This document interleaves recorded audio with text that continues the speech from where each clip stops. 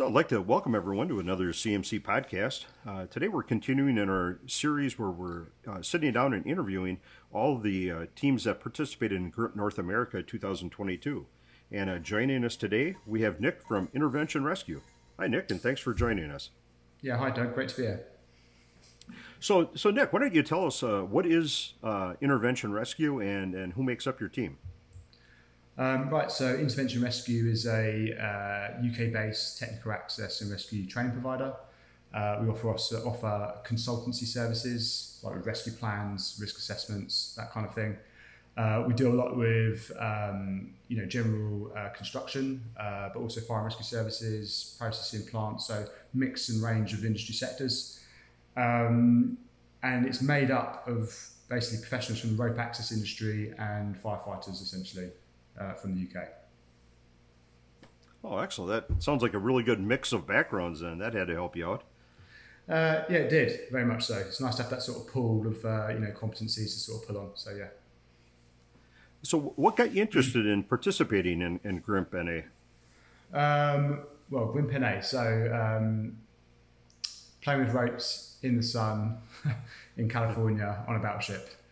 Not many people are going to say no to that, I don't think, but no, we were really, really pleased to get a place, especially off the back of having just come second in the Mer. So we kept them sort of momentum sort of going. So that was great. And I mean, these events are popping up all over the world now. But yeah, a chance to do it in America, the second one as well. We didn't get a chance to come to the first one in 2019, but yeah, great to come this time. Well, that's great. Yeah, we're glad you guys did. So you had mentioned in our pre-conversation that you had and just now that you had participated in GRIMP in Namur. Have you guys participated in any other competitions? Yeah, so we've been to Namur 3 times now, 2018, 19, and last year. Yeah, so it's 2021. So there was a gap for COVID times. I'd also been a few times before as an observer and as a controller. And we've also done a few other events. There's one in Portugal that we did called MISMU. So as far as competitions go, as a sort of intervention rescue, a fairly experienced team. However, some of those team members have sort of been swapped out over the years and come and gone, or haven't been available for certain events.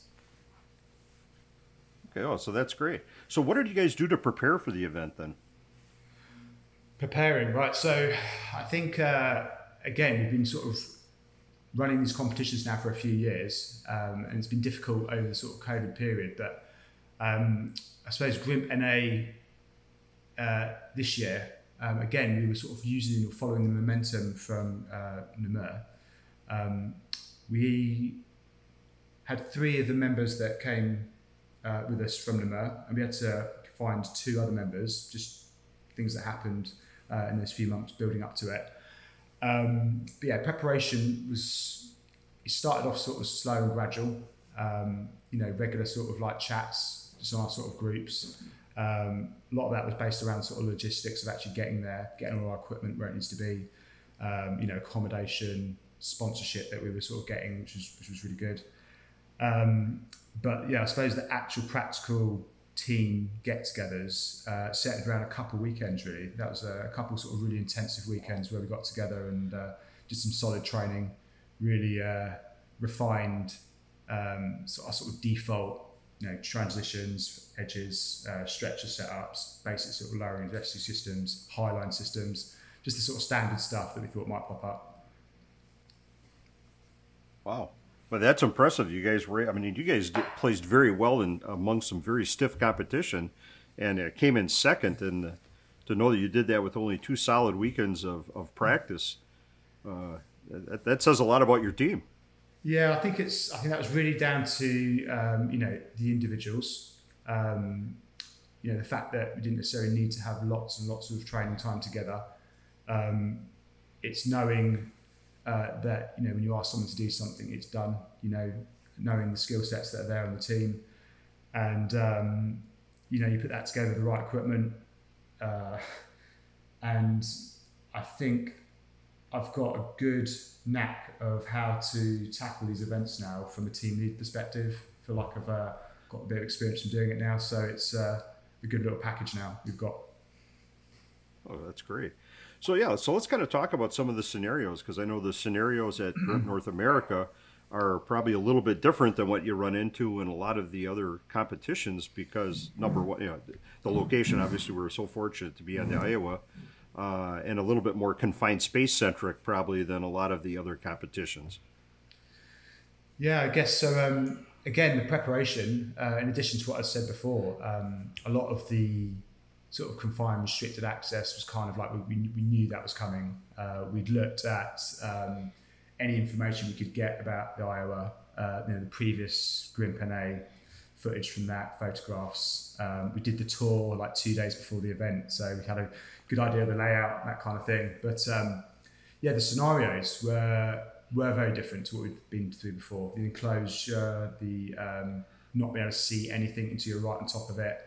And I think from my perspective as a team leader, it was, committing team members and making sure you'd given a really clear brief, because then they were gone and you just couldn't see what was going on. So you didn't have that same sort of oversight that you might have or like to have had. Similar to, as a firefighter committing BA teams or other type of confined space type of instance, it simulated that very well. Yeah.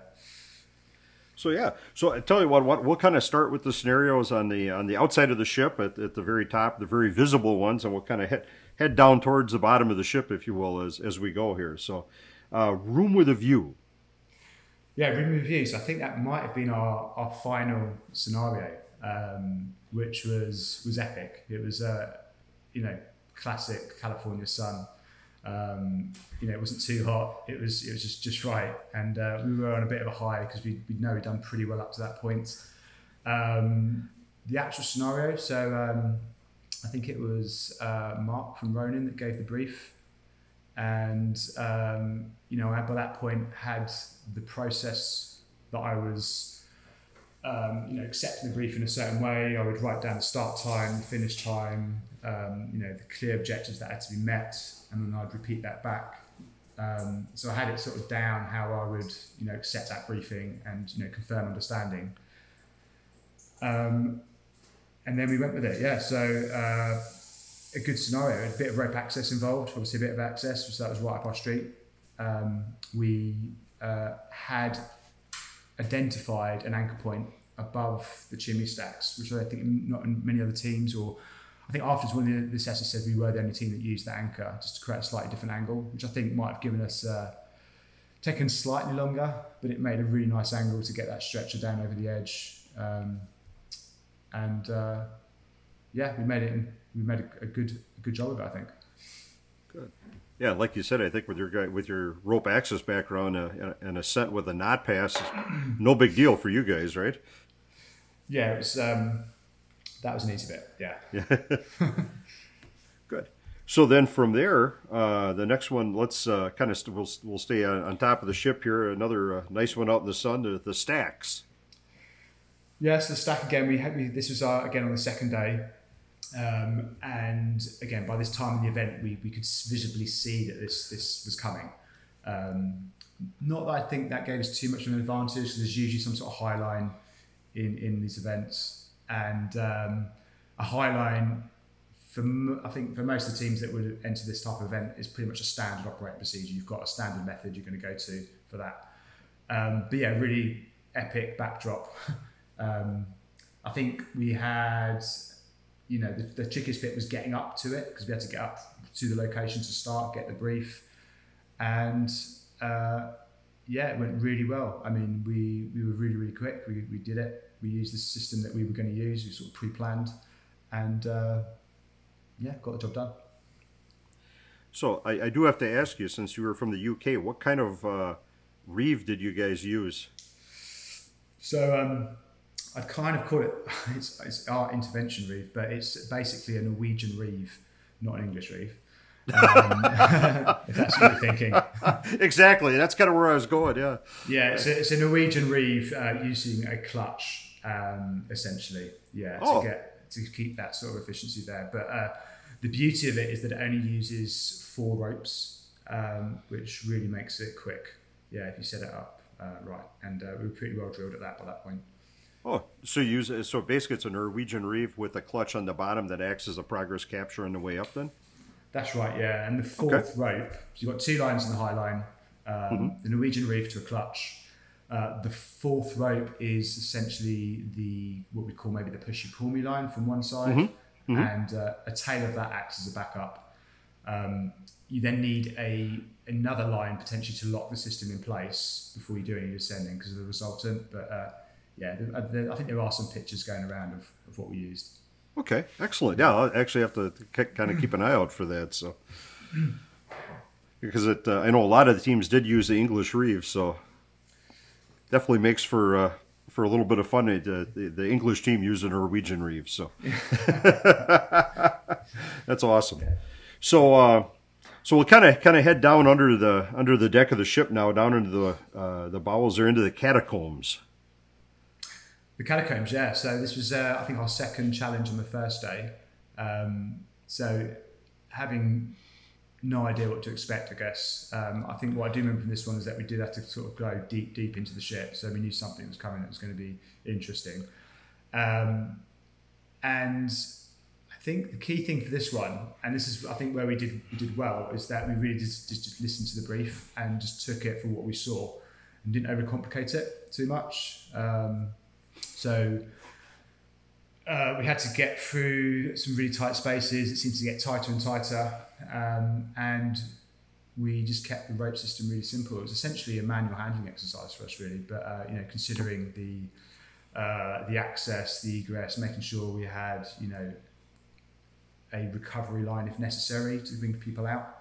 But yeah, it was good teamwork and getting through some tight spots with a packaged casualty, which is what we did.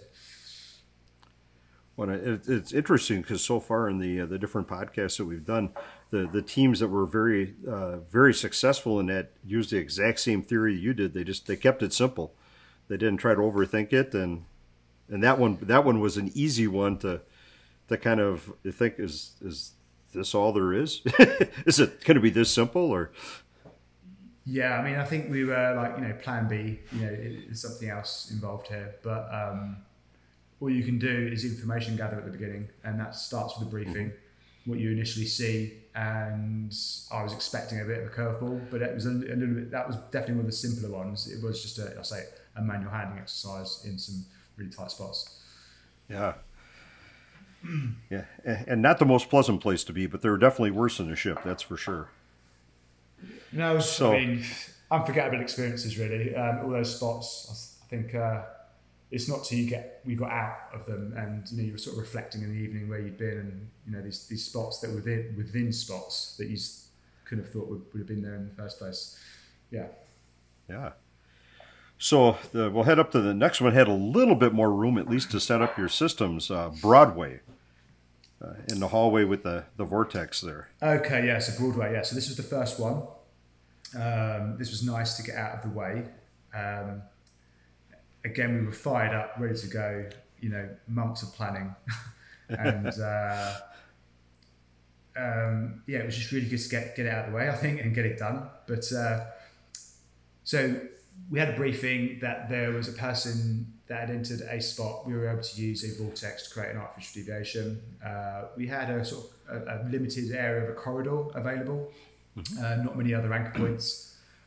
We deviated off the vortex to create a little bit more space to make a slightly more efficient system for our raising and lowering, and then we committed initially one person who fed back that it was quite a big space that needed to be searched, so it ended up that we put 3 people in, so it left just me and one of the riggers up top, and it was one of those frustrating times where I was just waiting to get confirmation that they'd actually found the casualties. There was a big search area. It ended up me having to go down as well. I did locate, and there was I suppose at least 2 levels we had to come down from memory. Yeah, 2 levels we had to come down using rope systems, and then we had to come up another 2 levels vertically. Again, round tight bends, tight spaces, sharp edges everywhere. and all in darkness as well. So it was all in the head torch, wasn't it? So yeah, tough one. Yeah, and like I said, a very large search area with just many places that the victim could be hidden in. So the search itself, I know, was tough for some of the teams. Yeah, I think there's a bit of luck involved there. I mean, it seems like forever when you're waiting and you haven't found the person, and obviously the casualties have been instructed to be completely quiet. Not sure how lucky we were compared to the other teams, because that wasn't really sort of discussed. But anyway, when they were found, the rescue from that point was fairly swift, I think, and pretty straightforward. Yeah. So, just out of curiosity, and maybe I missed it, what type of system then did you use on the Vortex to bring them up that escape shuttle?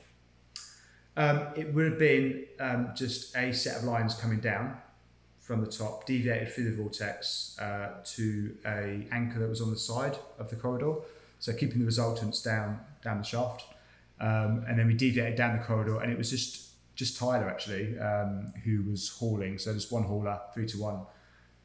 Just a 3 to 1. Okay. Just a 3 to 1, yeah. Because it was individuals, one person. Right. We had a general rule that if you're hauling one person, it's 3 to 1. With an attendant, it's going to be a 5 to 1. As a general rule, yeah. Okay, it's interesting to see how different teams solve that problem. Some did drop loops, some did like say an offset 3 to 1 like you did, and so it's always interesting to see the different ways to solve the same problem. Yeah, we kept that one pretty simple, I think. But absolutely, having been a controller at other GRIMP events. There's an event that I'm a part of and actually run in the UK, and I do know that there are lots of different ways of doing things. You see the same problem that's done many different ways by teams. Yeah. And it's interesting you say that you've had the opportunity to be a controller too, because you learn both good and bad. Correct? Absolutely. Yeah. I mean, I know this is one of the other questions coming, so I had a look at some of what might be coming up, but. Yeah, I mean, if you're going to be involved in GRIMP, whether it's as a participant or a controller, an observer, a casualty, get involved. Yeah, it's good to get up close, and the closer you are to the action, the more you learn. Definitely. Exactly. Yeah, well said. So then, after Broadway, we'll head towards the back of the ship here down in Shaft Alley. Shaft Alley. So I think this might have been our first one on the second day. So yeah, by this point in the competition, I guess we were in our sort of stride. We were taking the brief, and again, it was one where we had to search for a casualty. So we had to go down the shaft, a bit of an area to explore. It ended up being a little bit trickier than the other one because there was actually another set of ropes to climb, a couple of levels to get up. Very tight.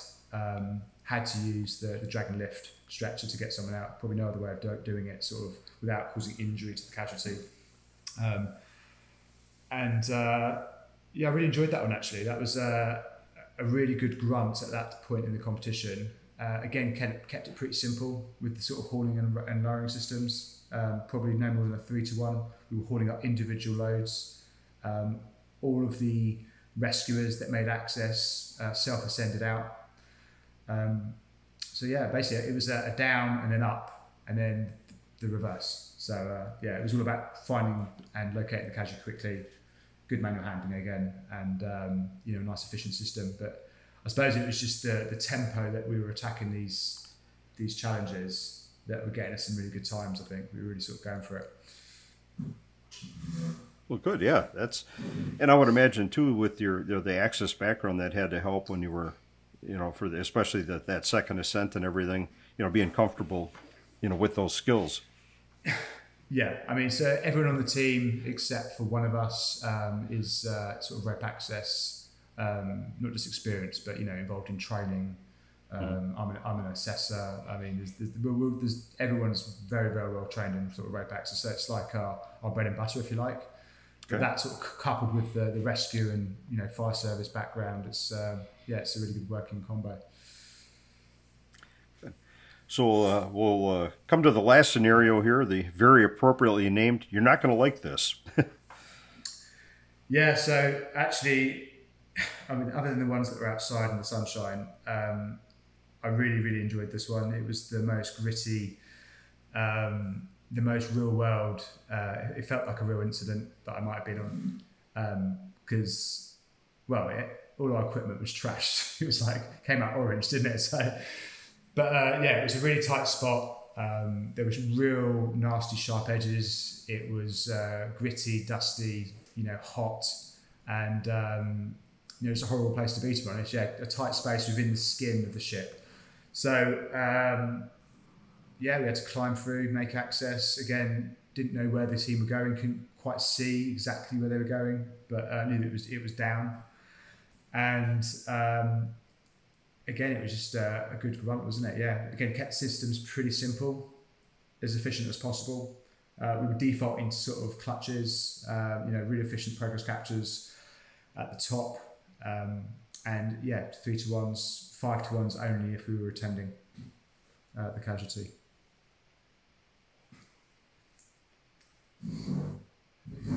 Only if we were attended, yeah. I don't think that happened very often, especially not with that one. No, I think. I'm trying to remember now, but I think pretty much the main hall there was just a straight hall, but through some split levels and some really tight hatches. And my main concern was some of the edges that the ropes were making contact with. So it was making sure they were protected, again in darkness. So for real risk there that we were able to control. But yeah, for the whole, it was just simple raised 3-to-1 systems. Yeah.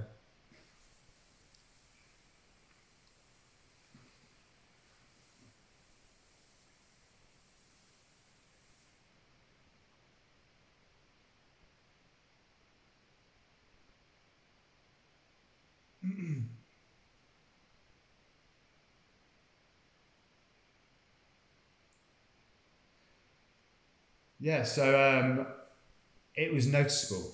It was noticeable because we were stood right next to it. So at first we were like, was that an accident? Did that happen for real? And I think we just kind of knew it must have been part of it. Exactly, yeah. It was kind of a mixed blessing, right? I mean, it was nice to have the peace and quiet and be able to hear for a second, but you needed that ventilation because, like you say, we were in a live confined space. So these were confined spaces. There was no simulation there. Yeah.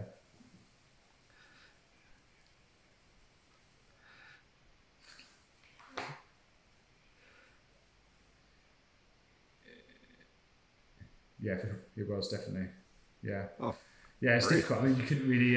So why do you think some of the scenarios were more challenging for some of the teams and then more straightforward for others? It's a place, wasn't it? So, but yeah, enjoyed that one, and yeah, just a great experience. Great experience.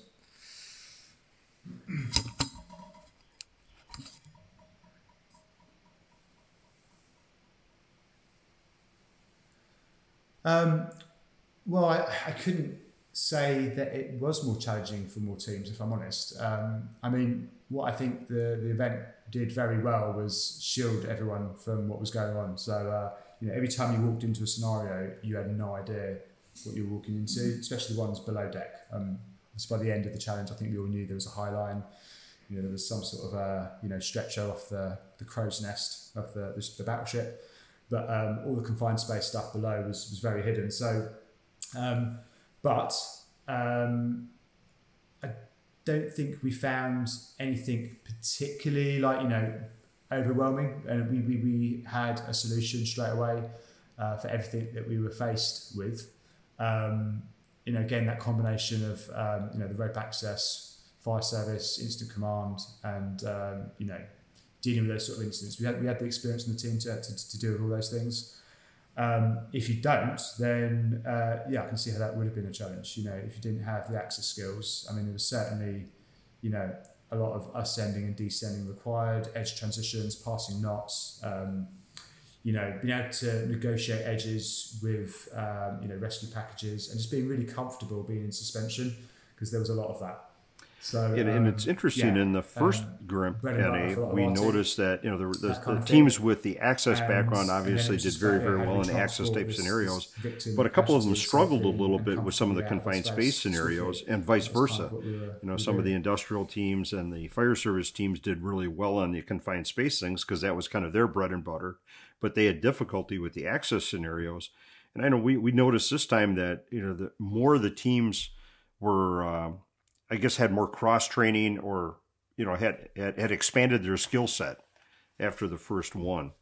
And it seems like you guys came in with a really good, wide ranging background to be able to do that.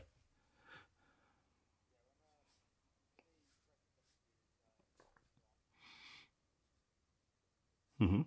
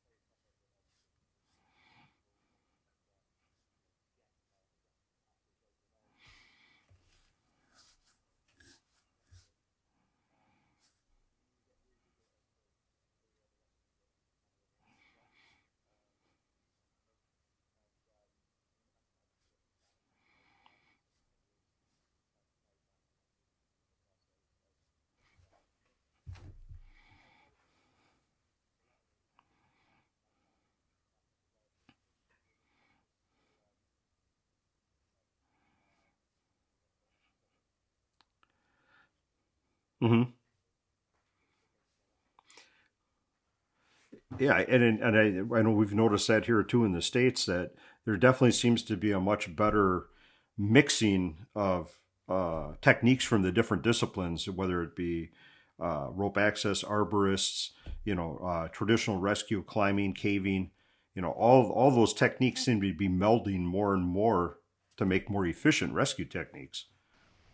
Yeah, absolutely. I mean, what I'm seeing now is that everything's becoming a little bit more standardized as well. Like, every so often you do see something brilliant, something new, or maybe a slightly different way of thinking about things. Maybe a new piece of equipment comes out and it just unlocks maybe a slightly different way of doing things more efficiently. But a lot of these things have been around for a long time, and it's all been brought together now. I think social media and these events are making a massively positive sort of impact on that. But I think the key thing is people still need to get proper training and understand these systems, and from competent sort of trainers and training providers. Yeah. Yeah. And I just kind of a side note for our listeners too. You guys do have a good social media presence. I know I follow you guys on Instagram since the competition, and you definitely have some good posts and some good video of some of the different trainings you're conducting. Oh, thank you. Yeah. So trying to put a bit more effort into that recently. It's a powerful thing, isn't it? Social media, and I think there's positives of it. Like I said, I think we like posting things on there, like showing what we're doing, but it doesn't compensate or change the fact people still need proper training. But it's nice to share that right, the variety of sort of things that we're getting up to, for sure. Right. So good. So what was your best takeaway from the event? So the takeaway, I think the whole experience, being in California, we went and did the whole tourist thing, after the event. But the event as a whole, we absolutely love them now, and I think it's going to be an annual thing that we get involved in at least one of these somewhere. Whether it'll have us really, if not more. I think what I really liked was we actually had an American on the team. Tyler from Red River. We had one of our guys drop out last minute because of a passport issue, and we had to get an American someone who wasn't going to have any issues with sort of travelling issues and stuff like that. So he joined us, and it was just a great experience having another firefighter from another part of the world join in at short notice. A little bit of introduction to how we run our systems, and he slipped in really easily, and it worked brilliantly. It was great to have him on, so I really enjoyed that. Oh yeah, that's great. So did your team pick up anything at the event that you're going to be able to use on the job? Well, I think this is an individual thing, isn't it, really? Because everyone had a slight different experience. People were in different positions. But I think all the confined space stuff was really intense and really unique because it was a battleship and, in close succession. So that was brilliant. And I took a lot from that. I think for me, it's after these events, it's always the reflection afterwards as a team leader, as that was my role. It's sort of looking at how I might have said things differently, looked at things differently. Could I have been more efficient in certain ways? And that is something that definitely would help me as an incident commander in the fire service as well. So that's my big takeaway. I think that's what I get out of it. Okay, and just out of curiosity too, since unfortunately when we do these across the oceans podcasts, it's tough to get everyone involved. Did you hear anything back from your team member that was the evaluator? Did they pick up anything? Yeah. Well, Clive was in the catacombs, I think. So he was in the one which was right in the belly of the ship, involved lots of manual handling. I think he would have liked to have seen lots more, like seen all the other events and challenges. So he did a great job being down there. And I have to say a big thank you to Clive, on this forum now, because he was in the background, on the build up to the event, during the event, supporting us massively in lots of different ways, with sponsorship and logistics, and then he plays that role on the actual event down in the belly of the ship. But he gets a lot out of it, and Clive Bush, if you say you're familiar with social media, you'll probably know him because he's all over it. So would you recommend participating in in an event such as GRIMP to other teams? Absolutely, yeah. I guess the whole ethos of the events is to bring professional rescuers together, to learn, to share, to make friends, to challenge you with challenges that you may not have experienced before, to really push the boundaries. And to really accelerate the learning curve. I think that's what we're trying to do, and it's absolutely doing that. I think from an outsider, I've been involved in rope rescue and rope access in the United Kingdom for over 20 years now, but I can see this sort of steep trajectory that the US is on, and events like this are just making it balloon, aren't they? It's blowing up. So yeah, be involved as a participant. Absolutely, that's the absolute best. It's a hugely rewarding experience. I think if you can't do that, then volunteer, be an assessor or a controller if you've got the competencies. Volunteer to be a victim, or just observe. Yeah, get there and get involved. I think you brought up a really good point there with the international nature of these competitions. There's such a greater opportunity for learning. Sometimes I think we kind of get stuck in our own environments a little too much, and it really does open up your eyes. When we did the first GRIMP North America, that was the first time I had an opportunity to work with multiple foreign teams, and it was eye opening. Different equipment, different techniques, different attitudes about certain things. Do you think that the international nature of these events is beneficial for us to see what you're doing in the UK and what they're doing in Europe and Asia? Yeah, absolutely. I think the more we can share and mix it up, the better. Again, social media does this a lot. You can see a lot of people are doing in different places, but being able to get up close, and especially when you're comparing in competition, because that's what it is, the different styles, different techniques, and being an assessor is the best place for that, because you really get to see back to back, that contrast or the differences between the teams. And I think having been a controller as well before, and seeing how different teams operate, and being to different events in different parts of the world. There are differences, not only in the way teams operate, but also the way that things are scored. There's different views on things like redundancy and strength of things, and how systems should look. And I get the rationale for a lot of those arguments. I think that's the main thing, is about understanding this is why people think like that. And I suppose as long as you're respectful to it, and I think what we do is that we will always operate to our systems and ask how we feel. That's our standard. It doesn't mean you can't look at someone else's and not respect it for what it is as well. Oh, well said. Yeah. So anything else you'd like to comment on or talk about? Not really, I guess. Just thank you very much for having us, and we want to come back, so please send us an invite. Well, and we really enjoyed having you guys involved in the competition, and like I said, your guys' performance speaks for itself. I mean, coming in and taking second place with with all the teams that were there. There was some very stiff competition, and you guys did extremely well.